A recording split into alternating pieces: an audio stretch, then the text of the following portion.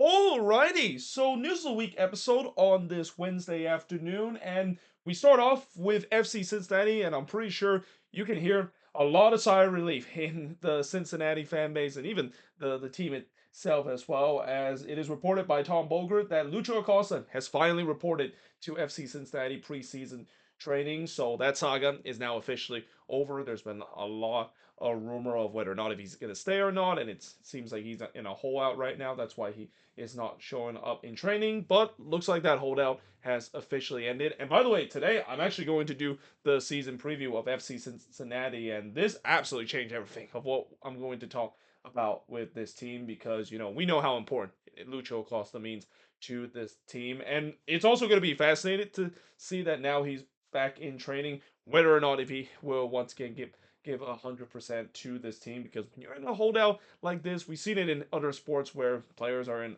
a holdout and not report to training. Even when they are eventually going to end the holdout, if they don't get what they're satisfied, they're not going to give the 100%. And I'm pretty sure Lucho Acosta probably not satisfied that he didn't really kind of get what he wants during that holdout. Maybe make a move to somewhere else, but we shall see whether or not if that is going to be the case. And I would say even an 80% effort of Lucho Acosta means a lot to the Cincinnati team, and really means a lot in terms of their chances of being a contender once again in the Eastern Conference. Now, moving on in terms of talk about signings. So these signings that I'll mention in just a bit is kind of signing we knew it was going to happen, but it's official, and that of course is Charlotte FC. Oh, I wrote Chicago there. That's actually the wrong team there. Chicago did not get Wilfred Zaha, but it's actually Charlotte FC. Let me correct that here. But yeah, Charlotte FC, of course, acquired Wilfred Zaha on loan from Galatasaray. We knew this was going to happen. I already mentioned it in the season preview about Charlotte not long ago, and yeah, that's a huge piece for the Charlotte team. If Wilfred Zaha can stay healthy, that's the main issue I would say about him, and that if he can stay healthy and still look like the Wilfred Zaha that we saw during his time with the Premier League and especially with Crystal Palace, Sharp it will get themselves a really good player. And then of course San Diego officially made it official that they have acquired Luca De La Torre. Now apparently they actually acquired him on a loan rather than a purchase option. I thought they were going to purchase him outright and he was going to be coming to MLS with his native team and his hometown team as well. But it seems like he's only there for a bit on loan, and I'm not sure if there's a option to buy in terms of that. But we'll see how he's going to do, and if he does good enough for the San Diego team, there's no doubt San Diego's looking to purchase him outright. That is, and then LAFC, of course, officially acquired Igor Jesus from Portugal side Estrela. And again, from what I've heard, he seems like he's a very decent player that really will fit in this LAFC system. But we kind of already mentioned that a bit. Again, this has been one of those rumors like the Luca Del Torre and Wilfred Zaha kind of signing that it's not if the signing is going to announce, but when the signing is going to announce. Now, moving on in terms of talk about the next signing that we didn't talk about before, and that of course is Austin FC's signing Sard Sebovic on a free transfer. Now, apparently, he's a defensive midfielder. I have heard that some people say that he's the actual replacement for Alex Ring in terms of that defensive midfielder spot. But right now, as I mentioned with Austin FC before, they have so much depth in terms of the defensive midfield position. They also have so much depth in terms of that midfield role. See how new head coach Nico Estevez is going to balance that. I mean, they have so many defensive midfielder. I'm just thinking they might just play a double pivot system in terms of this upcoming season. But yeah, we'll see whether or not if he is going to be the guy that will get regular minutes. And as what Los Verdes fans have said, he seems like he could be a good replacement to Alex Rain that they lost this offseason. And then RSL have added Brazilian goalkeeper Rafael Cabral from Cruzeiro. Now, the reason why they decided to get a goalkeeper is that, unfortunately, there's some bad news regarding their starting goalkeeper, Zach McMath. He's going to be missed the first 3 to 5 months of the season after undergoing surgery for a torn leg. So yeah, that's a big setback for RSL, and that knowing that I think they also have sold Gavin Beavers just recently.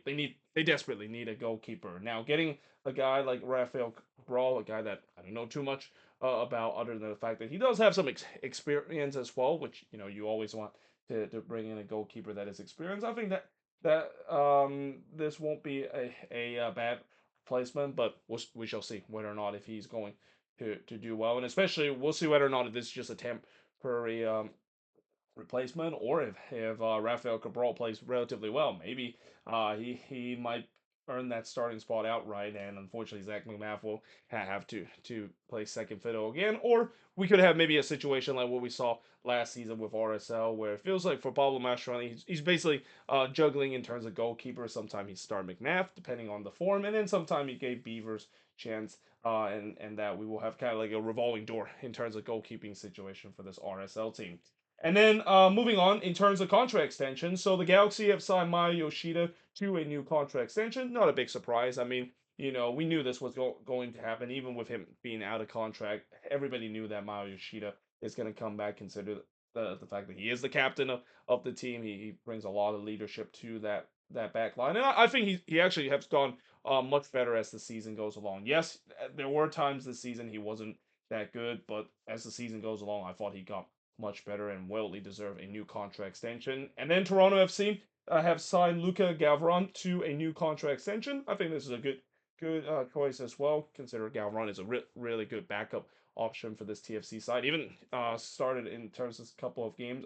I had time and kind of very high on him. I think he could be decent when it comes to being a good starting quality goalkeeper in this league. I mean, he is still relatively young. Yes, you're gonna see those inconsistent mistake that all young goalkeepers tends to have, but if you can iron that out, he could maybe be the regular starter for this TFC side in the near future. Now, moving on in terms of some transfer rumors, but first, before we talk about transfer rumors, there is actually a bid that was rejected from a team, and that team is the Columbus Crew. They rejected a bid for Cucho Hernandez from Botafogo, and he also said that he want to stay not only with the Crew but also are looking to try to get a new contract extension. And I gotta say, Botafogo, they have been rating MLS hard. I mean, they have a lot of notable names that currently plays for that team. I can instantly think the one name that currently plays for Botafogo, Thiago Amada. He's still with that team after Atlanta United sold it to him or sold to that team during the summer transfer window. So it's no surprise that they're looking to try to get some more star-studded player in MLS. And again, Cucho Hernandez. It's kind of interesting in terms of his future with the Columbus Crew team. I can definitely see why Columbus are willing to try to move on from him, because there's a lot of money that a lot of teams that is asking Columbus to try to get the service of Cucho Hernandez. But at the same time, we know how important he is to this team, and knowing that it feels like this team and Wilfred Nancy's side has some unfinished business heading into next season. Do you really want to sell your best starter, even if the amount is too much, too good to turn down? Right now, it seems like the answer, sir, is no, and that they're going to keep Cucho Hernandez. And again, it'll be interesting to see whether or not if he's going to get a contract extension in the near future as well.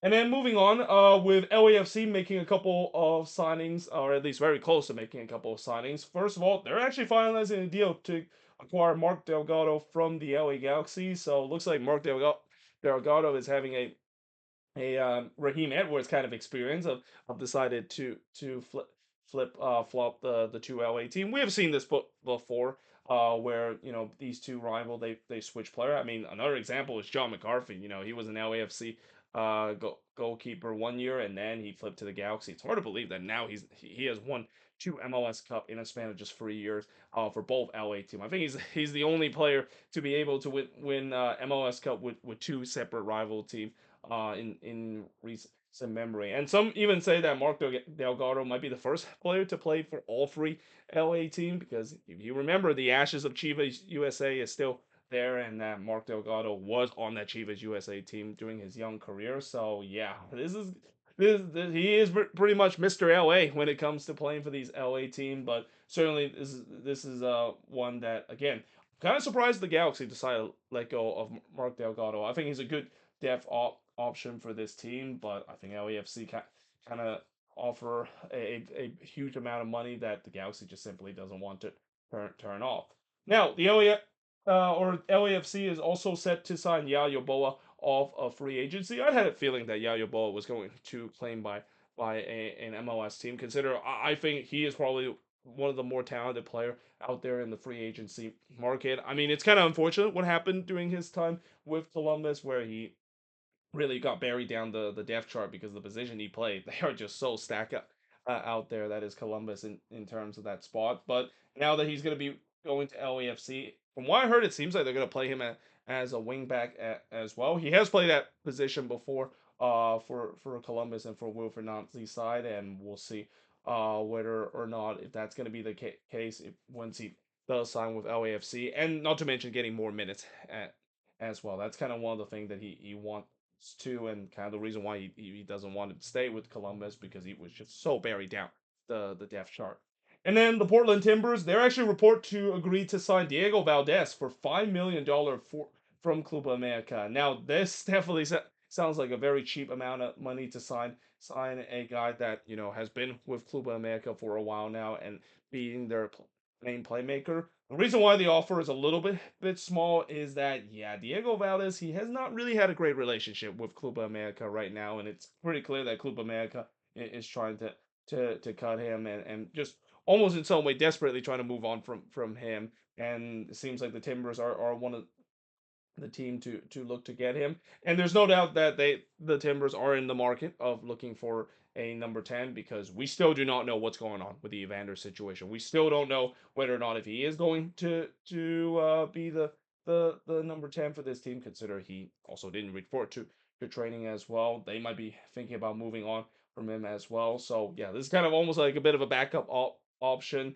And again, Diego Valdez, he definitely does have some talent, but again, he also has times where he also have kind of an attitude problem, and from what I heard from Club America fans, I mean a lot of them are glad that he is out because he kind of created a bit of a toxic locker room present to that Club America team, and again that's kind of the reason why he is sold offered for such a cheap amount of money for a guy that could be a very good quality number 10 in this league and could be a good replacement for Evander if they do decide to move on from him.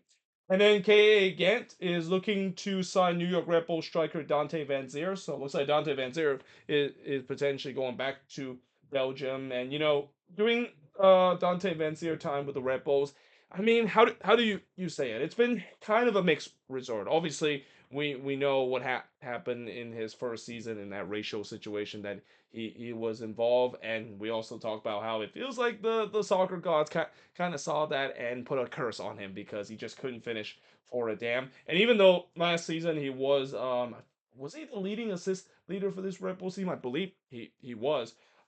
He's a guy that is not bought for to make assists instead of his teammates to score. He's the guy that they bought for him to for them to score the goals that this Red Bulls team desperately needed to. And yeah, again, it feels like they are thinking about moving on from him, and we'll see how much the offer it is from KA again. And then Sporting KC is looking to sign Spanish midfielder Manu Garcia from Greek club Arias. Now, from what I heard, he's a guy that was okay during his time with the Greek club Arias, but that being said, I also wonder, Sporting KC is bringing this move mainly because they couldn't get that guy that they were originally going to sign. I forgot what was his name, but he currently played for Barcelona B. Oh yeah, that guy called Unai Simon that they were trying to get from Barcelona B didn't really quite work out. So this is kind of like a backup option when it comes still looking for some midfield option that the Sporting KC side is looking to address this offseason. And then Orlando City is in advanced talk to sign Croatian international winger Marko Pasalic from HNK Rich. That's how you pronounce it. Again, I might have absolutely butchered that. Me when it comes to Croatian name and especially Baltic name itself. But yeah, this looks like maybe the replacement for Facu Torres. Again, they after they make the big sell for Facu Torres, they've been looking to try to find a replacement for that. And if they do decide to sign him, no pressure, Marco Pasalic, in terms of trying to replace the likes of Facundo Torres of how much Torres meant to this Orlando City side. But we'll see whether or not if this deal would be done. And then the Chicago Fire, they're looking to sign Claudio Casano from AS Citadel. they'll now from what I heard, it feels like this is more of a depth option, maybe even a signing for more for their MLS Next Pro team rather than just a guy that's gonna feature a lot with the starting 11 or even on the bench for this team. But for what I also heard, it seems like Greg Berhalter really loved this guy a couple of years when he saw him play in Serie A. So yeah, we'll see how he's gonna do with Fire as again they're pretty close in terms of making that signing. And the same goes for Minnesota United, who, believe it or not, they're actually making King signing. I almost forgot that the Loons, with the way that they've been having a relatively quiet off season, I was getting a little bit concerned that they were gonna be complacent this off season and not improve the team. But now it seems like they're looking to sign Guangzhou FC midfielder Jun Ho Yuan as the uh, uh, in terms of booster their midfielder. I mean, what better way to have one Korean player, especially one Korean player that has the same surname in June, than having two of them being on your same team. But all kidding aside, from what I heard, he's a very decent player, and he's a guy that hopefully he can help strengthen that midfield, which is something that this team desperately need to do. Now, from what I heard, he's not a number six. He's more of a number eight kind of player. So he might be the Hassani Dotson kind of replacement, though, we'll see between him and Hassani Dotson who's going to be getting the starting man. They're definitely going to be battling out for that. But there's no doubt, I'm really hoping eventually they're going to get that DP6, especially with the way that it seems like they're pretty close, if not already a done deal, that they have moved on from Timu Puki and bought down that contract and open a DP spot. That hopefully that's the DP spot that they'll use to side a DP level number six to propel this team. And then speaking of designated players, so Karol Świderski, he is actually close to making his move to Panathinaikos. In fact, it's a $2 million move from what I heard, and yeah, right on cue. In terms of yesterday when I talked about Charlotte, what they're gonna do with Karol Świderski, looks like they're moving on from him, and rightfully so because with the production that he has and especially the amount that he earns with Charlotte, it's unjustifiable. They need to move on from him, and indeed this is going to be the case. It seems like he's going to be going back to the Greek league, which is league he's definitely familiar because before he come to Charlotte, he was playing with Pauk in the Greek Super League. And then moving on in terms of the next news and talking about the Neymar situation. So, when it comes to just a casual fan, this definitely is not great news, seeing that Neymar is not going to be coming to MLS and he rather return to his boyhood club Santos to kind of complete the circle of life career that he of course has. But in a perspective in terms of just a if you're a fan of an MLS team, especially for the Chicago Fire, I think they dodge a huge bullet of decided to not get Neymar. Like I said, I can understand that Neymar is a big name out there, and they will definitely get butts in the seat. But again, this signing feels like it could go just as bad as the Xherdan Shaqiri signing. Considered Neymar has rarely been healthy in these last 2 years. He's injured a lot in the last 2 years, and we talk about Messi having injury issue before in ever since he come to MLS, and last season he only played half of the games that he played. Yeah, I have a feeling Neymar is not even going to do that. He might appear in a quarter of the appearance, and if Chicago was going to burn the DP spot on that and also send a boatload of money to get Neymar back into this team, yeah, they probably learned nothing in terms of the Xherdan Shaqiri debacle that they had. So again, it feels like they kind of dodged the bullet, even if it means that definitely means that another big name player that could definitely drive ticket sale and definitely get butts in the seat will be missed mainly because he wants to go back to his boyhood club rather than coming to MLS. Now, moving on in terms of news that is not related to signings and transfer rumors. So, Ryan Mayer has officially announced his retirement after 12 season, and something tells me he's going to get a front office role with the New York Red Bulls. I mean, he's pretty much Mr. Red Bull for this team. It's hard to believe that if you ask me who is the longest tenure Red Bulls player out of that team, and there's been a lot of turnover that this Red Bulls team has had, it's hard to believe that Ryan Mayer is the longest tenure Red Bulls player on that team. This guy was a guy that he's been with the Red Bull so long that he was with the team that still had the likes of Thierry Henry, Tim Cahill, and all those big players that the Red Bulls used to sign to get themselves regular playoff appearance as well. Now, obviously, the story of Ryan Mera, it's kind of sad because he got the starting spot, but then he kind of lost it to a guy named Luis Robles, and then eventually he looked like he was gonna finally get a chance to get the job after Luis Robles decided to move on to Miami, and then this guy called Carlos Cornell shows up, and it seems like he was very decent as well. But there's no doubt that he's been very involved in the Red Bulls organization, and also a very good locker room presence from my heard as well. And again, because of that, I would not be surprised he's going to get a front office role for this team as well. And then lastly, in terms of the last news of the week episode, and this one really hurts dearly for me because MLS Extra Time Radio podcast officially announced that they are ending after 15 years, and the reason why this really hurts for me, and I'm pretty sure for all the new neutral and even the sickos in MLS, is that this is the podcast that I mainly get a lot of the information around the league. I always listen every single week to Andrew Weeby, David Goss, and Matt Doyle in terms of the what's going on around the league, and every week I even hear their reaction in terms of some of the games that has gone on. Now, the good news is I have found a replacement for this, and it seems like there's a potential replacement for Extra Time Radio in soccer wise. And that podcast also featured David Gass as well and Tom Bogert on that podcast as well, and they also talk about mainly MLS stuff and even the U.S. men's national team. It feels like that's kind of like an alternative vision to uh to MLS Extra Time Radio. But yeah, it's very sad to see that the podcast has finally ended. And apparently, from what I heard, it ended mainly because it feels like they had to do a little bit of a corporate reshuffle. Yeah, that really hurts even more in terms of seems like money wins at the end of the day, and that again just very sad to see that it finally ended. And there's no doubt that it will get a little bit tricky in terms of hearing reactions to some of the games that is going on. But I think Soccer Vice is definitely the one that I'll be listening to because, as I said, that feels like it's always been an alternative version of MLS Extra Time Radio, and now that's probably the go-to MLS Soccer podcast now that Extra Time Radio is no longer a thing. But there you have it. That is pretty much it in terms of this week's News of the Week episode. As always, let me know in the comments below what do you think of these news. And as always, I'm pretty sure I missed some important news as well throughout the week. Again, there's been so many news that I would not be surprised I missed some major news that I didn't talk about. But in case if I didn't, let me know in the comments below as always. But until then, hope you guys enjoyed this video. If you do, make sure you guys like, smash the subscribe button. And yeah, I of course will see you guys next time.